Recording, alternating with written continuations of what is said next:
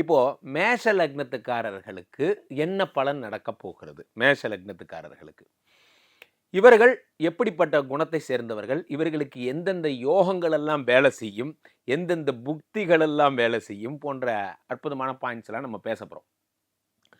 மேஷ லக்னத்துக்காரங்கள பொறுத்தவரைக்குமே லக்னாதிபதி, அதாவது இனிமே லக்னாதிபதின்னு தான் நீங்க பேசணும். மேஷ ராசிக்காரங்களுக்கும் அதேதான். ராசியாதிபதின்னு பேசலாம். அல்லது மேஷ லக்னாதிபதி என்றால் செவ்வாய். செவ்வாய் பகவான் தான் அவங்களோட ஹெட்.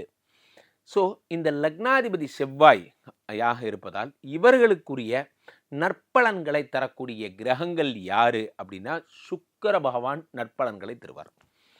அடுத்ததாக சூரிய பகவான் நற்பலன்களை தருவார்.